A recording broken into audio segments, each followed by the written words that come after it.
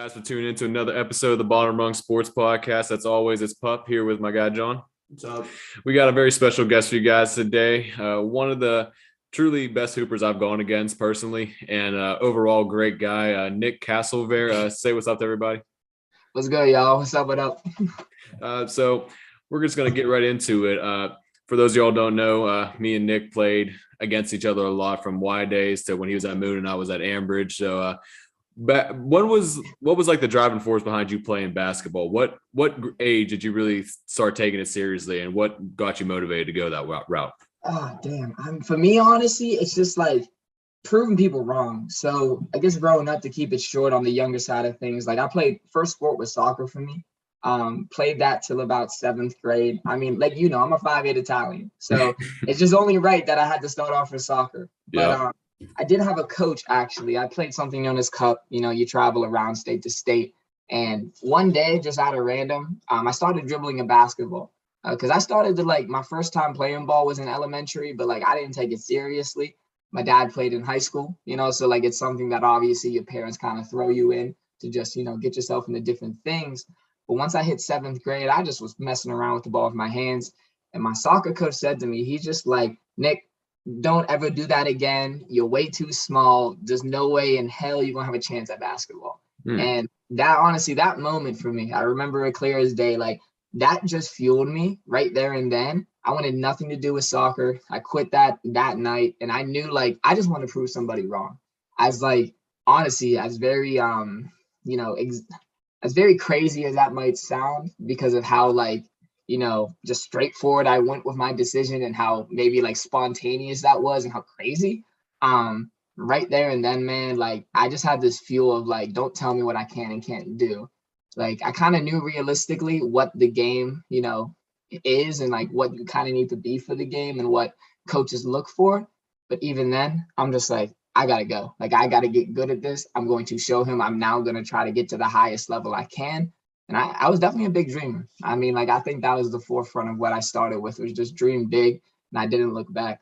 There we go. That's respect right there, man. Yeah, everything starts with a dream. Yep, for sure. Everything starts with a dream. So, you played, so you picked it up in 7th grade. You went to Moon, for the people that know. He's from Moon. And then you walk on to RMU. So what was the college process like for you? Oh, man. It was rough, genuinely. I think because I knew I was realistic with the fact that I knew throughout my career I would face a lot of adversity. I think that was something my father was very honest with me in a good way, very constructive when it came down to what type of player I need to be, just the reality of the situation. But I think it definitely wasn't easy, obviously, and I don't blame any coach for it, because there's just a certain type of player you should recruit. I mean, America is obviously still the most talented when it comes to the game of basketball. So I knew going in that I had to find ways to just somehow prove to somebody it's worth that shot, to take a chance on the guy that's not your typical recruit. And I didn't really know much about the process. I definitely come from a very old school family, and not in a bad way. Like I said, I don't think I would have been the player without that mindset, but I definitely was kind of learn as you go, try to figure out how this whole recruiting landscape works. I definitely tried different routes when it came to just emailing coaches, getting on those sites that, put up your highlights, honestly, trial and error, going to recruiting camps, even the ones that aren't well known per se. It was definitely rough, but not in a bad way, in a great way of learning how to, figure out the landscape of collegiate basketball and how to get there. So I definitely learned a lot with that, and obviously, like I said, I think honestly, what got me to the spot, what got me to the chance of having the opportunity to walk on at RMU, is just, once again, dreaming big, man. Not even looking back. I feel if you dream big and still fall a little short, you are way past expectation of others. And I think if you still put your goals in front of whatever anybody thinks, it's amazing what you can achieve. Being realistic along the path of adversity, but dreaming big, man, that's always huge on it. So I can still even I only really had a few D2 looks and mostly D3, but I had one dream, and that was just to get to D1 somehow, some way. And for me, I literally had to walk into the office of Coach Toole when he was there at the time. And he knew of me. He's commented on my game multiple times back when I was in high school and I went to those RMU tournaments. And I knew like he was very transparent. Like I typically like you're a small guard. I probably would never offer you something, but like I'd give you a chance. So I kind of just knew I had to do a little more on my end to get that opportunity, which, you know, thankfully I did. But yeah, man, just you have to go. You have to learn as you go and be okay with the falls. That's definitely it. Yeah, and when I played against you, and even when I see you at the Y all the time, the way you attack everything, you're going hard 100%, and I could just tell you do have that chip on your shoulder, and it definitely you earned it, and that's how I respect every grind that you've gone through because it's worth it for you because I just know how great of a guy you are and how great of a player you are, and it's awesome to see how you got there, and I was rooting for you the whole time, man. It was awesome. No, man, I definitely appreciate that. You know, it came down to me knowing that I would probably feel alone most of the time, but even just having that little bit of support, man, that definitely gives like I said, I definitely always understood it and felt so like appreciated the little, you know, the people that did follow me along the way. Because there were definitely not many, which I loved. Like I still love it. You know, like we even talked about before we started the recording. Like I was not well known as a big name, big brand type guy. You know what I'm saying? Like most people probably wouldn't even expect I was at that school for a year. But I love it, man. I'm still blessed to say I had that 1 year, you know, cut my career a little short for multiple reasons on my side when it comes to just trying to, you know, like figure out the life of business and the life of, you know, after basketball. But like, I couldn't be more thankful. And like, I appreciate that support, bro. It doesn't go unnoticed. Never did. I got you, dog. So when you, did you model your game after anybody specific, or was it just like a mixture of a few players or just your own thing? Yeah, I mean, it's a good question. I definitely, so my grit, I'd say defensively in a funny way, because obviously it's still a little bit two different players, but like Muggsy Bogues, I loved him growing up. Like I looked up the throwback smallest players you could find, Muggsy Bogues, Spud Webb, like God, who else was I mean, yeah, those were my big two. Obviously, Pistol Pete from like a flash perspective, but that's a whole different game. You know, like I definitely didn't want to be too flashy, and you know, that's not. He's still like 6'5", so it's. But everyone loves Pistol Pete. I felt like if you knew the game back in the day, he was like from Pittsburgh relatively as well. His pops was from Quip. Yeah. But like. Other than them two, man, yeah, any small guard I could find, them two, and Jason Williams, I mean, Jason Kidd, like, man, dude, any small guard I could think of, bro, I just tried to pick little pieces from each one, especially because, like, I didn't have many coaches in my corner at first, so it was me just going on YouTube, looking up literally 5'8" and lower small guards, like, trying to figure out what I could maybe put in my game, understanding, like, the things that I'm good at, and maybe they, like, just picking apart what's realistic, honestly. But definitely them throwback small guards, man. Those dudes with dogs. Oh, like, yeah. ridiculous. But I think that's very important to kind of especially when you come into basketball like so late.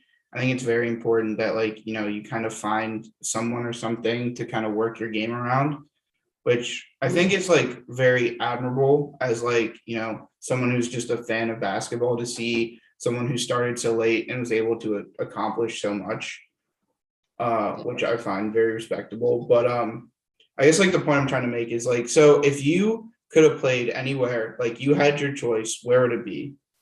I remember, yeah, that's a great question. So I know my neighbors would mess with me best about it. Notre Dame was actually a school. For some reason, I loved it. Like, I think it was also because of the Rudy story. Obviously, that's football related, but like, I saw that movie at a very young age, like kind of around that same time of when everything started to flip for me.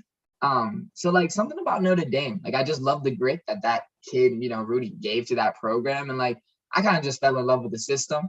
I definitely didn't know enough about the coaches or like how they played or what they played. I just knew that like, it was always a great program. There's a lot of great players that came out of it. And that's kind of just a school I always had a dream about. And it's funny because we ended up playing, you know, Notre Dame commit like Carmody, and like I grew a little closer with him. And it's just like, no, but that's definitely would have been my dream school, Notre Dame. I mean, for some reason that was just always it. It does have a good vibe to that school, though. Yeah, I mean, it's not like it's like high division, like one, like obviously, like it's not like very like, you know, you have a very good at heart like answer to that, because I feel like most people would say like, oh, Kentucky, Yeah. or Louisville just because of like, the stages they played and like, yeah, Success and all that. yeah. Like I could definitely see like, I think it'd be a blessing to play under Coach K, like because he's just coached so many great players. But I think that's great, and I think that a lot of people who are watching should take away from the like things that Nick said in the sense that like, if you dream big, but you're also a little realistic. You sprinkle a little realism on that like anything's achievable. That's the thing that people are missing sometimes nowadays. It's just the realism part. Yeah. You just you gotta that like I always tell myself or like anytime I coach, it's just, adversity, you have to realize what it is and realize, what you can and can't do. And then you face that head on. That's just perfect way to put it. So that's for sure. Talent. Talent can't be hard work. Oh, definitely, bro. Definitely. Absolutely, man. I couldn't agree more. Like, that's just like, and I think nothing makes me madder. And I get it. Like, I do think from a younger age, like, there is an importance behind building a kid's emotional intelligence. And like, obviously, like, not being so hard on him to where you tear somebody down when they're young. But like, like, I can't take the, participation and stuff here. I think there still is that sense of like, look, here's the situation you're in. Here's what's in front of you. You can either go right or left. It's your pick. But like, yeah, I absolutely agree on that. It's just got to be real sometimes, a little bit. That real builds you more than anything. I think the thing that like, talking to like the people we've talked to, like separates them from like other people is like they realize that like the hard work matters and that like raw talent can't get you everything. And I think that's the thing that frustrates me the most about seeing like, young athletes, not just in basketball, but everywhere, being like, being so used to being groomed as like, oh, they're the best on their team and they're the best at what they do. So they don't put in as hard of work as like the guy behind them. And then, but they get all the offers and the guy behind them doesn't get looked at. No, I agree. I think that's honestly what helped me with my career. Like, I'm very happy that like from 4th grade to end of 7th grade, I was like 2nd, 3rd string, genuinely. Like, I was not that good. And like the people from Moog definitely contested that. Like, I had, there was a lot of work to be done. But like, I think that's just what makes you appreciate once you get to the minutes. And once I got to high school and got to get the varsity freshman, junior year, like freshman, sophomore year, like I appreciated it a lot more. You knew where you came from. So now you got to know what you got to make the best of. But I definitely agree with that statement.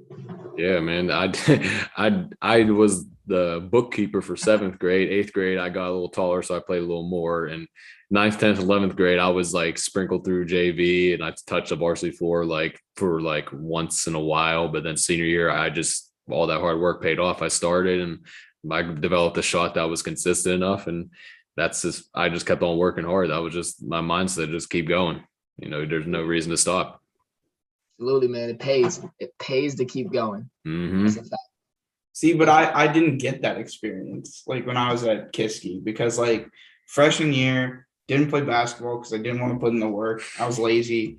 Sophomore year was like, all right, like I'll try out for JV or like, I'll do it. Didn't end up doing it because again, was being lazy. But like I had the balls to send an email to the JV coach who knew me like very well and knew like, I had some talent. And I was like, listen, like, yeah, I didn't go to JV tryouts, but I think I'm better than a lot of people on the team. Could you like make an exception? And didn't get any response, but I get a call from the head coach on varsity. He was like, I need to see you in my office. I go in there and he's like, who the hell do you think you are? Like, you think that like emailing your way onto this team is good enough? He was like, it's not. He's like, you're crazy if you think I would let, the JV coach allow you to play this year. Like, I was like, you know what, like, that's fair. Like, I can't, got to take it in a positive way. And he was like, listen, he was like, I respect, like, your, the balls you have to like, think about that. He was like, but, you got to put in the work. And like, unfortunately, like throughout my high school career, I didn't. Like, I was always that guy who in the back of my mind, I was like, damn, like I should have done this, should have done that. Because like, then, maybe I would have played. And I did play junior year at Kiski JV, but like that wasn't good enough for me because I knew my talents and I knew my ability. And I thought like, maybe I should, even if it's on the bench, be like considered for varsity. And like I did get to practice sometimes, but it was just never enough for me. And I always regret that like, that ignorance I had. So like my message to the people would be like, don't be ignorant. Like, even if you have the most talent, be humble and keep working hard, because, someday your ignorance is going to catch up to you in a negative way. Yeah, no, I agree. I mean, I can still admittedly say it too. Like, I think through the recruiting process, as much as I appreciated it, we all have moments of ignorance, right? I mean, like, there's always going to be times when you're really high in life and you're doing so good and whatever it is, or like you have that confidence. Sometimes you take things for granted, I think that's just being human. So like that's, I agree. I wouldn't even say it's a regret on that side, man, but like, you learn like you're talking about, which I think is like, you're going to now be able to message that to so many more kids. And I think there's never been a perfect time to message it. So, we all have those moments. I definitely had the moments too in recruiting. As much as I knew I was such a small guy, like I would even say it. And I did I watched the Coltrane and Best podcast. Obviously, we all know them well. Great people. They said it best, man. Like, there is such good hoops at D3, D2, D1. Like, even I didn't pay enough homage to the D3s, Like, so when I transferred out of RMU and I debated on playing still, it was debating.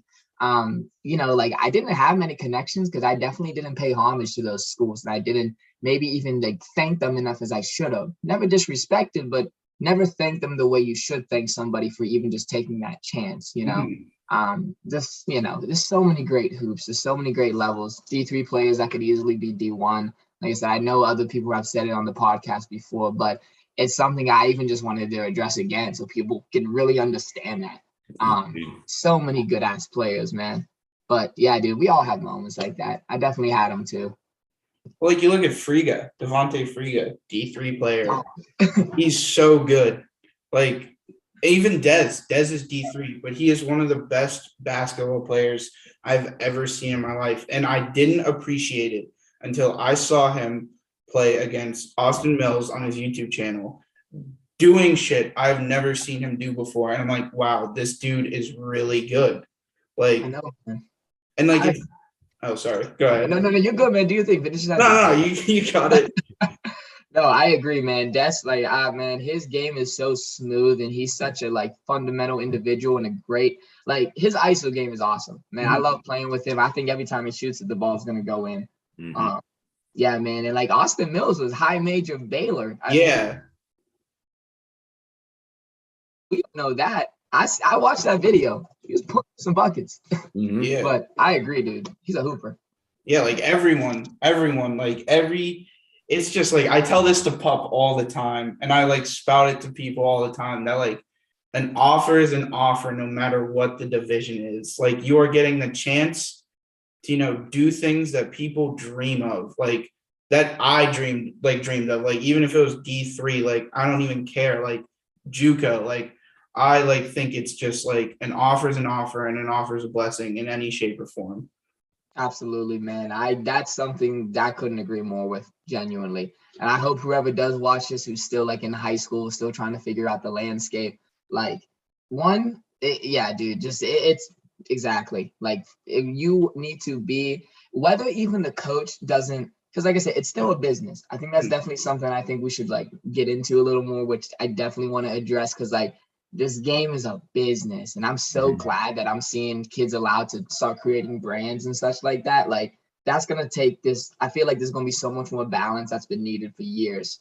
But even if a coach doesn't, give you that same connection back, always be the better person, bro. Like, exactly. Them offers are so sacred, special, whatever you want to call them, man. Like, thank them in every way, shape, or form, even if you overthink them and it looks crazy. Just like, I feel you, man. There's a lot of people out there that want to find that spot, for sure. And I think Last Chance U did a great job of that. Like the basketball, like I don't know if you've seen that, but they did such an amazing job on really getting the real life version of what a JUCO experience is, and how you should never, even when you're in JUCO, don't settle for that, because offers will come. Like, even if you're not, the brightest kid academically, like you still have the opportunity to play basketball and get better and work for that offer that will come. And I just like, I don't know, I just spout this, and I can go on and on about this because it's something I'm just so passionate about, because like I've seen people like scoff at D3 players and D2 players like they're nothing, but like we even do it in the NBA. Like you like, oh, that guy's trash. Like he's bad. But in real life, he's gonna cook you and he's gonna drop buckets on you because he's there for a reason. Like these coaches and scouts aren't dumb. Mhm. Like they know who's good and they know who can play. And I think like that's just so overlooked, like in our generation. Like if you're not D2, if you're not D1, you're not good. Yeah. Yeah, no, I couldn't agree more, man. Like we really like people. I mean, that's the thing though, is like I think if you've been in the game in some way, shape, or form, you see that. Mhm. Like people who watch, like I said, I got nothing against people who obviously watch the game for the love of it and haven't had experience, because like you can learn anything at any age. 15. Like it's just at Kiski, I got called Lape. At QV, it was John, or Jinho. At IUP, it was John. Like it's just for you guys who don't know. It's just whatever you guys want to call me, All right. So now me and Johnny been watching the preseason. Have you been following along with the preseason, Nick? Oh, for sure. I haven't got to watch many. Like I definitely go on the highlights. It's been busy with work, but yeah, I'll watch the highlights all night, see who's kind of like getting some minutes and not. But for sure. What's some hot takes that you have for this season? What's some like bold statements that you're about to make right now? Oh man, hot prediction. I mean, I feel like, to be realistic, if the Lakers don't win it all, then they did something wrong. I think like the veteranship on that team, I don't even need you to be mad athletic, man. Like people forget how good Carmelo's been, who he is. I mean, you really just he's not a Carmelo fan. No, you can go. I'll spread my opinions. Spread. I'm with it. I love it. Now the podcast is gonna get real juicy. No, he always says that the Lakers are just full of grandpas, and I'm just telling him that's all it's about, Listen, the Bulls are winning it all this year. I did not listen. I'm here. Listen. Is about to have his best season yet. I will tell you that much. Listen, this man is shooting the ball like crazy. And now Billy Donovan said, you're the point guard. That's your role. No, we're going to make you the 2. No. He gets to do what he needs to do, which is pass the ball, score when he needs to, and play good defense. Okay, I understand that, but how's that deal with the Lakers right now? Okay, that's fair. Listen. I watched the Lakers game last night, the Lakers and Warriors. I mean, it wasn't really a game because, like, I don't know. It just, like, to me, preseason is fun and all because, you get a chance to showcase your rookies and the people who might not be playing the most minutes. But do I think the Lakers are a good team? Yes. Do I think they should have heavily invested in their bench as they should have? No. I think that, dumping a lot of your assets to get older players is not necessarily the best, in my opinion, because like, I'm no GM, but when I play 2K, I do my league. That's like all I do. But I think that, if they're in a win now, which it seems like they are, then that's fine. Like, but at the same time, I didn't realize the amount of depth the Nets also have. Mm-hmm. That's a fact. They got LaMarcus Aldridge, Blake Griffin, who else? Patty Mills coming off the bench. You've got Claxton, who's going to take a step up. Yeah, like their team is just, getting like it's just an exciting time to be an NBA fan. Mm-hmm. I'm sorry, I'm rambling about a bunch of nothing. But to summarize all my ramblings, it is just exciting to be an NBA fan because there is no one team that is a shoo-in to win the finals this year. Mm-hmm. I can agree with that take. I can absolutely agree with that take. Like I said, I don't fault, like, to me, I'm more of a watch collegiate ball. I just love, like there's so much on the line with some of these younger players, they're still fighting for bread one day. So like, I think there's a lot of passion behind that. But like, there's so many, like we even said it a little earlier, like every player in the league, every player in the G League is so freaking good. Like, anybody could go off any night. Like I'm not even all for, dude. Like, yeah, I'm not even for like hyping up the franchise players as much because like that's obviously comes down to this money situation and how how your agent handles your reputation. And there's a lot on the behind the scenes to really hype you up. But like so many good ass players. So I actually agree with that take more than anything. I think once again, like I know I said the Lakers. I think realistically, based on the hype, the players, the reputation, whatever you want to call it, like from a management standpoint, like. I just think realistically from what they have behind them, they have the ability more than anybody based on young players, old players. There's a good mix of that together. I think there's a lot of symmetry behind it. But I couldn't agree more, bro. Like the Nets are stacked. KD's the best scorer in the game. I absolutely say that anytime, bro. I mean, how do you stop KD? There's some I think like there's some maybe smaller players who are more skilled, have a lot more to the game, but it's like, I don't know. KD is different to me. 6'9" dude that could just pull up on you from Not anywhere. 6'9". That means 7 foot. Yeah, he's Six- tall. My bad. That means 7 foot. His arm, he got a huge wingspan. He shoots it. He can lay it. Everything. He does everything. It's impossible to guard. Seriously, like he's right. He's right. I mean, I'm not saying he's not like impossible to guard, but I think like scoring wise, I think James Harden is the best scorer in this game. Yeah. No, I agree with that take. I think he has the biggest bag. Mhm. I think his bag is just, he has the biggest bag when it comes to what he can do with the ball. Well, Like, to see, funny enough that you say that, I think KD has a bigger bag than James Harden. I think James Harden's a better scorer. I think KD has a bigger bag because you see him crossing over dudes when he's a 7-footer. Like maybe I'm contradicting myself by saying that like KD has a bigger bag than James Harden, but I think looking as a pure scorer, I think James Harden's a better scorer. But the person to pull out the most tricks, I think it is KD. okay. No, I could see that. And maybe I'll even play devil's advocate on myself here. Like James Harden does do the same moves every time. But he understands because he knows that like if someone like defensively turns the body too much based on like he starts off the same move every time. He does that double. Sets up with the double dribble. Yep, exactly. He figures out how the people are going to position the feet, and then he plays it off that. So if he sees her obviously coming up a little more, then he'll use that dribble to pull through and push out, and then maybe float it, kick it, Euro step it. Or if he sees that they're playing off, then he'll pull it back and do the little step back. But so like I think he understands his bag the most and what he's good at. But I agree that KD has a lot that he just pulls out because he just feels the game so well. Mhm. So I could agree with that take if that makes it more sense too. But I agree with that. To me, before we started recording, you said, you like the slower pace players. And Right. Funny enough, in my opinion, James Harden is one of those players that can control the pace of the game so well because, I feel like he has, like you said, a good grasp of the understanding of what he needs to do to score. And then I feel like the way he sets up his dribble moves, he can, put you on that, he can make you like look stupid. But I feel like the way he sets it up, he can do it slow. He can doze you off to sleep with his dribble moves and then just, blow past the basket or, he can go fast pace, And I think that like, that's such a rarity, to find in anyone. Yeah, no, I agree. I mean, like dude, like it's when it comes to, I would take that slow player, believe it or not, and it contradicts the way I used to play because I was high speed all the time, which is if I learned how to slow down, that's something obviously you learn throughout time, just like everything when you get older in the game. But like, I love watching the players who literally understand that the ball is in their hands, so the game is in their hands. Mhm. And you control what's going to happen next. Like, I love that. Like, even with Chris Paul, I mean, like, speaking of a smaller guard, like, bro, he takes his time. He puts his hip on the guys, like, full court, puts the hip, has the ball behind him, old school, just spins a few times. Like, keeps the game simple. As much as I love flair, and I think having a bigger bag obviously gives you more opportunity, man, it is amazing what these slower-minded players can do.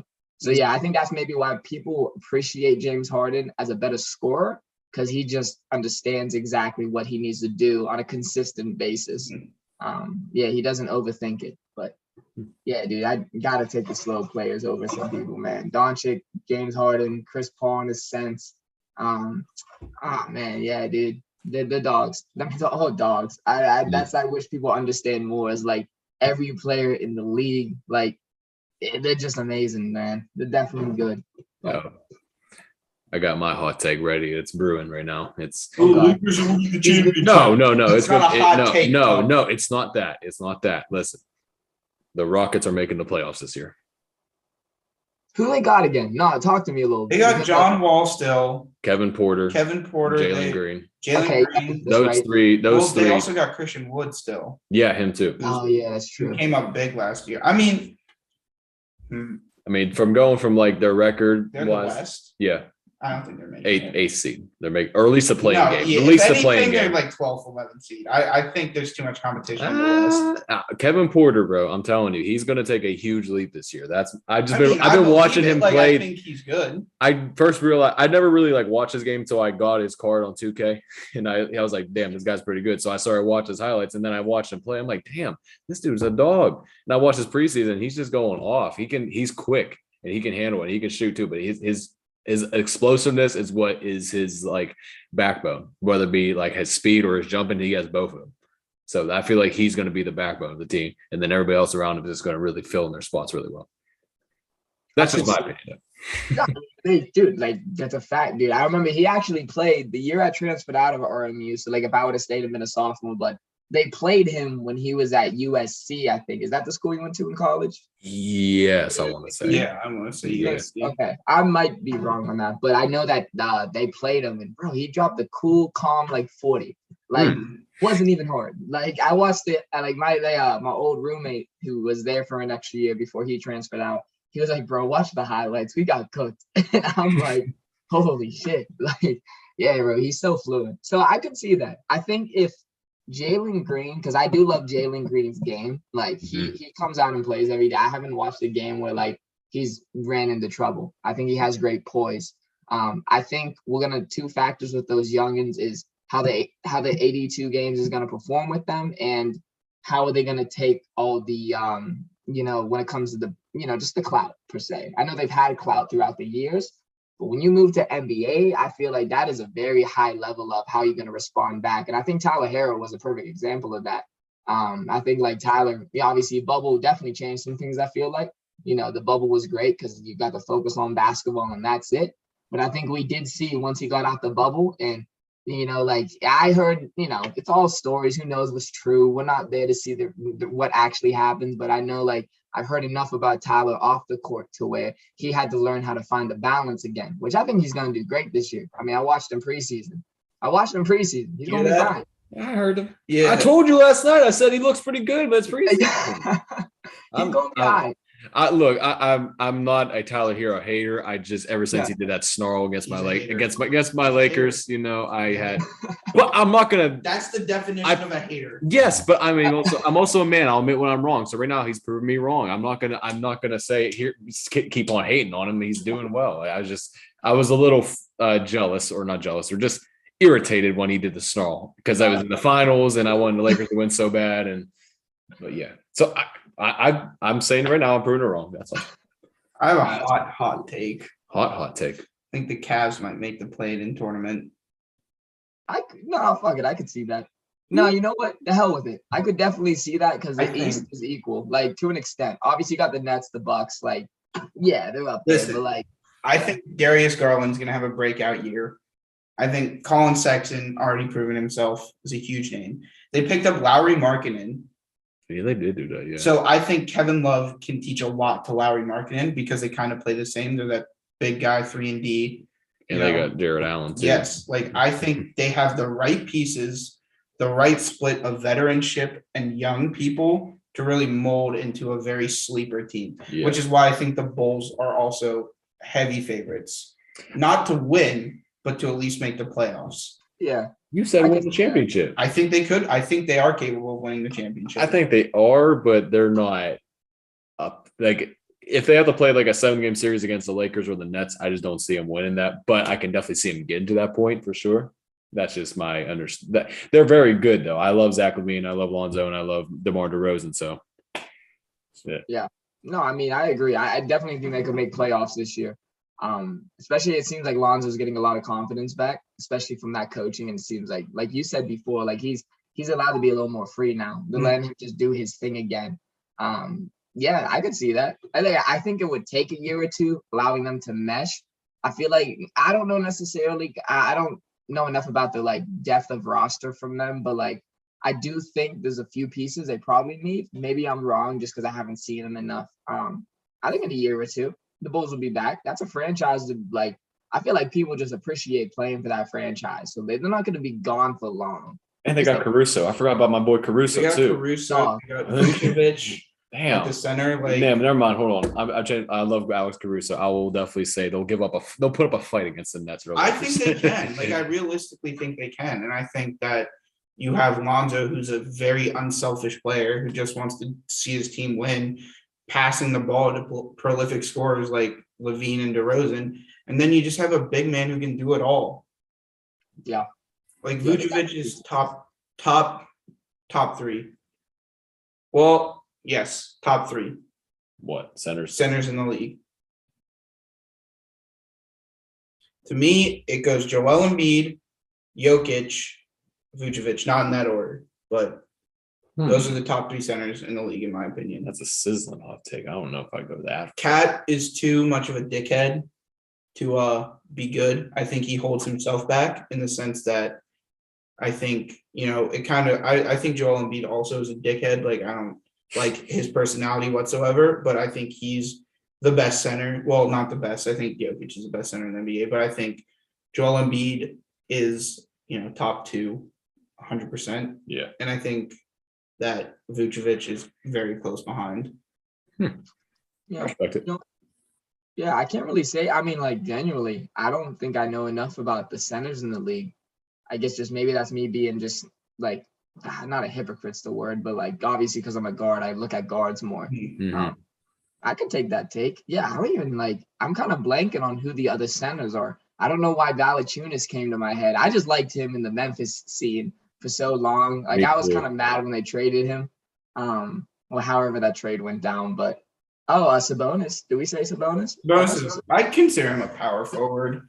Power forward, okay. He's the same as AD with me. Like, you can technically call him a center because he plays that position, but like, I don't think he plays. I think it's Miles Turner who plays the center. No, he was playing center for a little bit. Yeah, he does do that. Yeah, I don't know if it's I don't know if that's how they rank it though. Like, that's how it is. But like, I think like there's a lot of good centers, but I think they're too traditional in the sense that they're the post player, like Steven Adams, Valanciunas, Yusuf Nurkic, people like that. They're very traditional in the post, whereas Vucevic, this is hypocritical. Cat, who I don't think is bad by any sense. I don't think he's top 3, but like Cat, Vucevic, Jokic, even Joel Embiid kind of shows some range in his shot, which I think is so important for team success nowadays. Because like, you can run the pick and pop without being worried, Yeah, I agree. I like having the traditional center. I think there's a place for that in the game always. Because even as a guard, like trying to get open opportunities, like I like playing in and out. I think that's something like even being at Moon, like obviously having Jared, like oh my God, it made my life so much easier. Like I don't needed having someone especially in the whip field, there's not too many tall people like to where that matchup is there every game. But like allowing us to play in first traditionally and people collapsing, like the game isn't hard when you still use some of that basic fundamental. Like the game was made a certain way for a reason. Now, obviously through evolution, things change and they need the change. But I think there's still certain things that were put a certain way for a reason. And yeah, dude, I think there's always going to be a place in that. Especially if you have a big man who can get that down in the post and still have a great passing ability like Jokic. Like, dude, it's ridiculous what he sees sometimes. Some of the behind the back passes that he floats in the perfect positioning, like people cutting off him when it's nice. I mean, there's always going to be a place in the game, at least in my eyes, for something traditional like that. Man, that brought me back when you said Moon and Jared, because I remember my senior year, you guys kicked our ass in the Christmas tournament. I'm sorry. I mean, if you guys were allowed to play free, oh my God, you guys would have been a terror, man. I felt bad. Like, we knew literally he ran the same set every time. And I'm like, it's coming. Just wait. We might as well not even I think either Tay was at point guard or I don't know, there's another guy. But I literally remember just I'm gonna help on the left side. They're about to do some type of back screen to where we try to get it easy. I can't remember the play exactly, but there was a back screen involved. Well, I remember the play.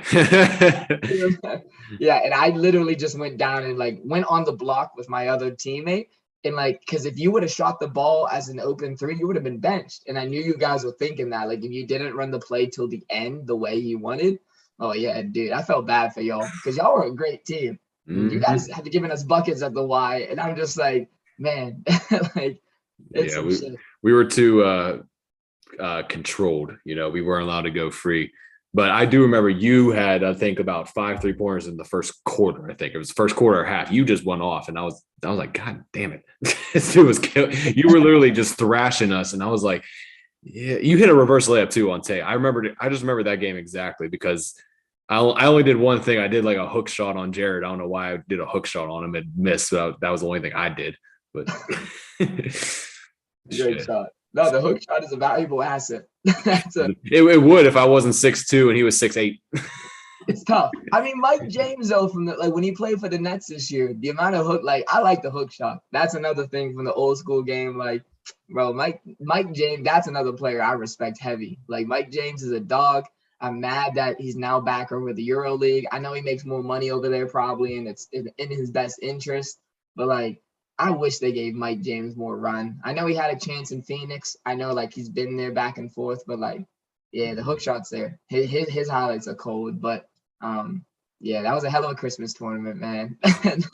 Hell of a Christmas tournament. Damn, I just completely forgot about it till you brought it up, and now I'll forget about that game though. I'll forget about it now. Yeah, we can move forward. We don't even gotta. It's in the past. It's just one game. One game. But nothing else. Yeah, I mean, we talked about it a lot. We go from, you know, a lot of motivational stuff that is very helpful for anybody that's out there. Any of my high schoolers and junior hires that are listening out there, you know, hopefully they take into a perspective what Nick said, and that's Ambridge, Hoopers, well, high school. If you're watching this, let me coach. Let me get on there. Let me get on there. I mean, you could be the middle school coach. Hell, any school. Let me coach. I love it. Let me coach. It's a good time, pup. So what? Yeah, you're at the varsity now, right? Is that it? Or that's tough. Who is it? The guy who ended up taking over, was he a coach when we played you? But he was like Stowe Rocks. Oh, wait, what's his name again? What am I? Hughes. I know who you're talking about. Yeah, okay. Yeah. He's a real good guy. Yeah, that's tough. Damn, time flies. That feels like. Bro, just wait till I tell you this. It's me and Nick Campbell. He's coaching now too. Yeah. Damn. Talk about old. I was about to say that's like I was doing it since I was out of high school, and then he graduated college. I'm like, damn, wait, hold up a minute. Like, he just graduated college. Now I'm starting to feel a little gray now. I know, man. We shouldn't be saying that. We have a lot of life in us. A lot of life in us left, but like, damn. I think it's just starting to hit us that time is like flying. Like it's like we don't realize until like something like that happens, and it's like it's going, but like we just gotta buckle in and enjoy it. That's about it. Yeah, dude. That's a fact, man. If that's another thing we could tell the kids out there, who everyone's watching this, man, like, you got to enjoy that present. Like, as much as it's so fun to talk about the past and like, dude, there's some great memories and there's going to be more to come. But that's the thing is like, present matters. Like, don't always worry about what happened in the past because now you're wasting your time in the present. So like, there's just a lot of stuff to be done still, man. But those are some good memories. Absolutely. Yeah, for sure. Good shit. Yeah. You want to send us home, Jinho? Yeah. Thank you again, Nick, so much for coming on. Very, very inspiring person, definitely. Because I didn't know you that well before, we started talking, but I definitely can see, your heart and, you love what you do, whatever it is you're doing now. I can tell you're going to put 100% effort into it. Mm-hmm. So again, really appreciate you taking the time and coming to talk to us. Yes, sir. Oh, man. Yeah, man, I appreciate it for one. Like I said, it's great to see you guys doing what you're doing. I'm glad too. Like, I'll definitely see you in person soon. Excited to learn more about you and your past and what's been going on and the love of the game, bro. It's fun to talk about it. It's definitely awesome to connect like that. Yeah, let's bring you back on for like some NBA talk too. Yeah, like, let's just have like a segment with you. We just bullshit about NBA or even college or something. Just hoops. Yeah, dude. I'm with it. When we come on next, like top 10 teams for colleges upcoming year, like top 10 for like NBA or some shit. I'll start watching a little more too. I've been bullshitting a little bit. Definitely bullshit. It's all good. Hey, we'll definitely be in touch though for sure, bro. Yeah, absolutely, brother. Hi, man. Friga, I doubt you're watching this. If you're watching this, man, we're coming for you. You know, we're coming for you. But It's not we, it's you. okay. But listen, guys, we just hit 2K views in a month today before we start recording. We are so extremely grateful that, you know, this has exceeded my expectations 100%. You know, I thought, you know, it'd be my parents, your parents. That was about it. But you know, all I can say is, you know, we made a post on Instagram about it. We couldn't do what we do without our guests and like our fans and like everyone who shows tremendous love. We just appreciate it. And you know, like we say, bottom rung to top floor coming soon. Yes, sir. Yeah, man. But this has been another episode of Bottom Rung Sports. I'm Jonathan. And it's Pup here. See you guys later.